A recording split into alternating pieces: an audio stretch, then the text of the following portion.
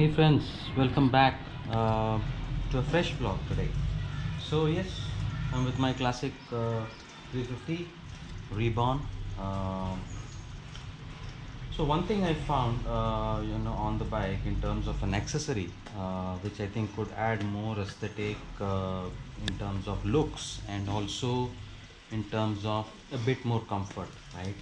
So on this particular seat, on the stock seat, uh, when you're sitting on the stock seat, you basically sit directly on the shock absorber or your swing arm, to get your support. So this new Reborn basically misses out on seat springs, what used to come in the earlier generation classic as a default. So yes, so I've gone ahead and got myself seat springs as an accessory.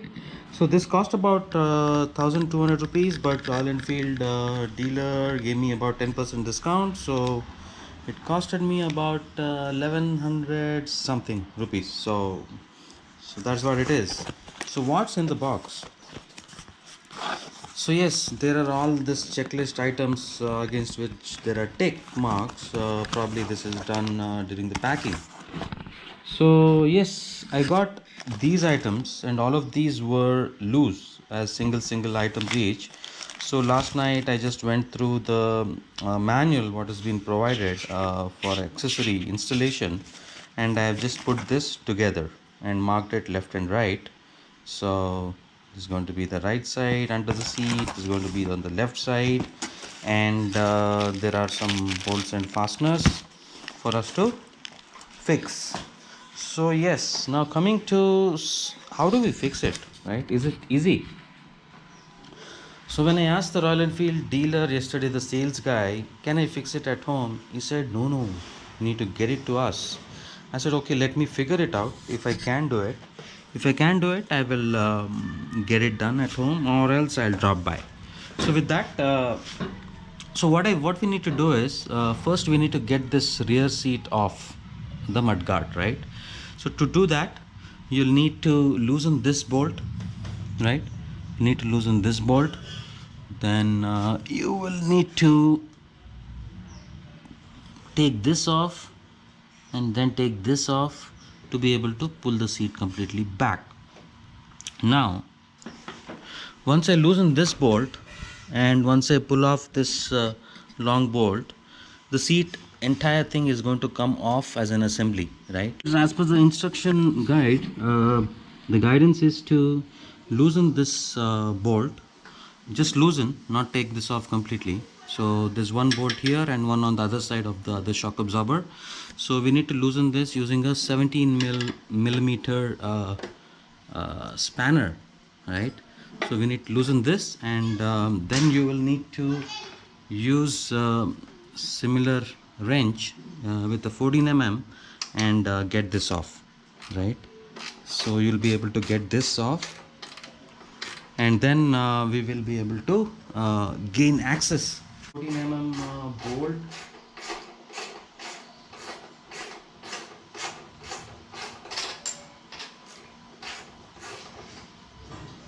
Okay. So this bolt comes off this way, right? So pretty long bolt all the way through to the other side. So yes, we are done with that, and now we are going to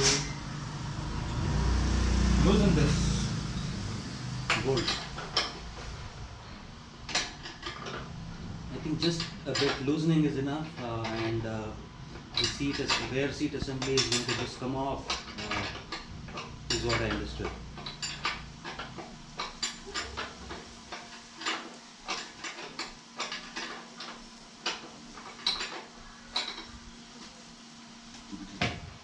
Okay, it's moving.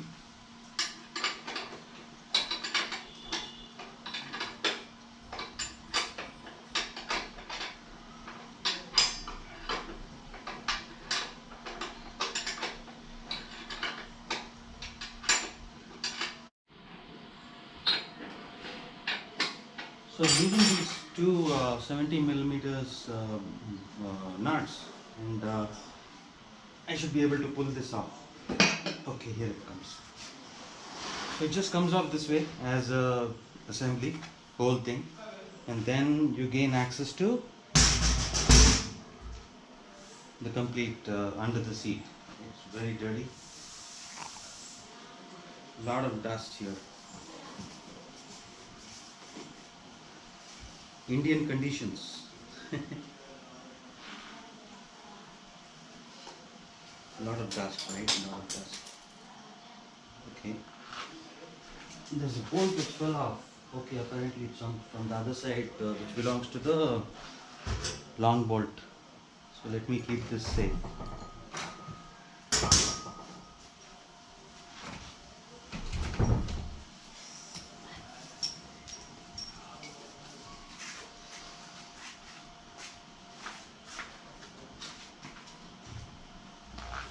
Alright. So now getting back to the front seat, right? How do we open this front seat? So yes, now that I took off the long bolt, there is one more bolt here, which needs to be loosened or taken off to be able to get this seat completely out, right? So let's give that a try.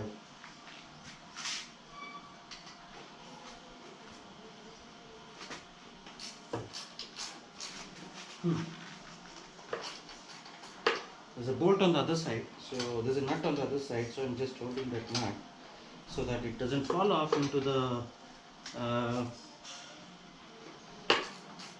system, and then make it difficult for me to find it, right? So all right, here it comes, another bolt. Okay, here it is, the smaller one, and the nut for that. So yes, let's keep them safe, and let me get this seat off. So here it comes off, right? So seat is completely off. Now I'm going to work on this and install my springs here as we go.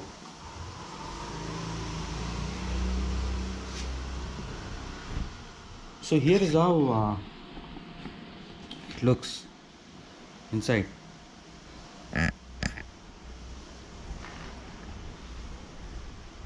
So this is the tongue where the seat goes and basically sits and hold it firm, right? So I'm using a 10 mm T-spanner to loosen these bolts, right? I'm going to loosen these bolts, and then the springs are going to get fitted here onto this bracket, as you can see.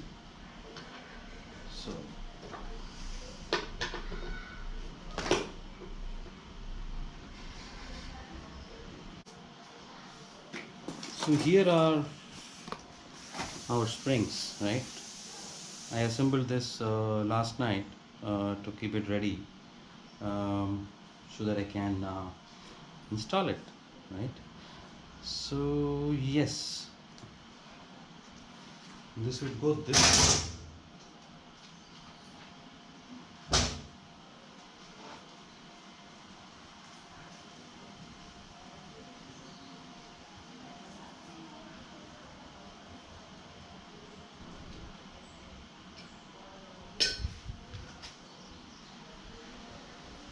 This will go this way, my friends, as you can see.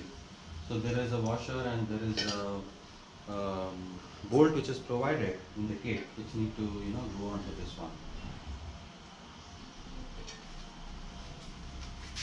Successfully so far. You see, this is how it looks from the back. This is how it looks. The real RE classic retro look. Right? Okay, let's go ahead and get rest of the fasteners in place now. And we need to tighten those Allen bolts as well, which we haven't tightened.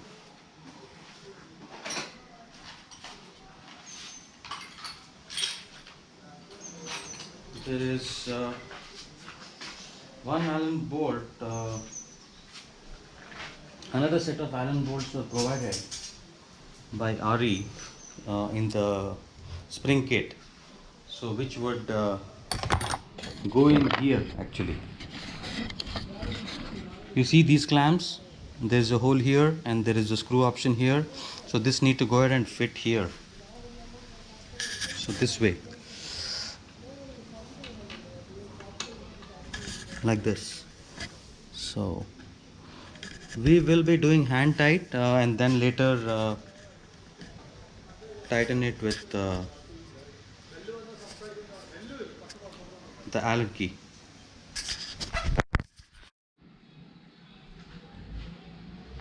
Alright, so I've gone ahead and fixed the seat and the springs and the bolts and fasteners, whatever were provided. And this is how it looks at this point. Going to go ahead and put this back onto the bike.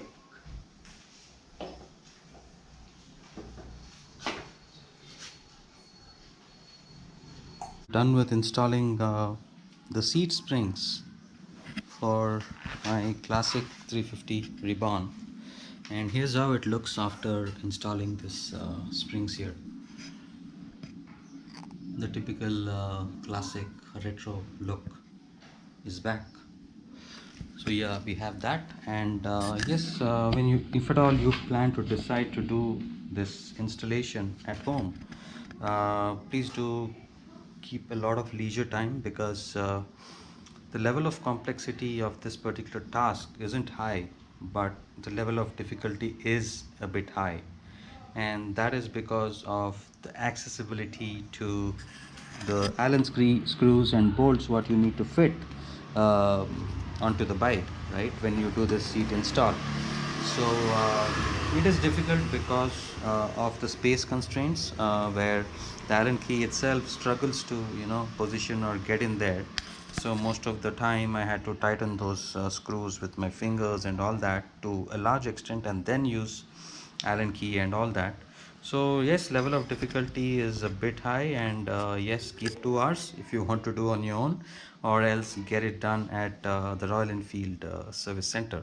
So yes, if you do it on your own, make sure all the fasteners are tight, whatever we loosen, example this 17mm bolt and the bolts under the seat what we loosened and removed. So make sure you put everything back together so that your machine is running trouble free. So yes, so now let me go ahead, take a quick spin, come back and share my impressions. Okay, let's do that.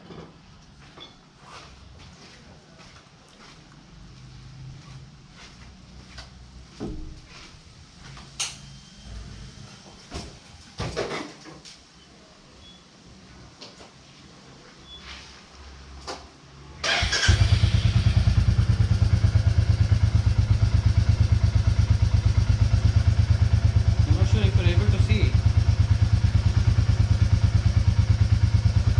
These springs don't operate as much as the ones which used to operate to an extent on the older classic.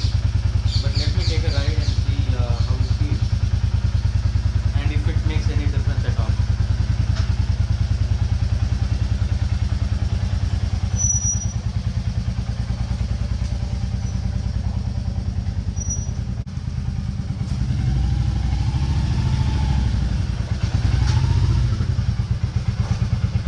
Okay, we're back from a quick spin.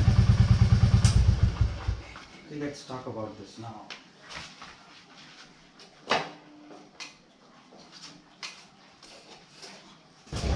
Okay, so my friends, the springs what are coming in for classic new gen as an accessory is I will say 90% of the purpose of this accessory is to give it a retro look and feel, but in terms of does it really move around, does it really you know make any difference in the comfort?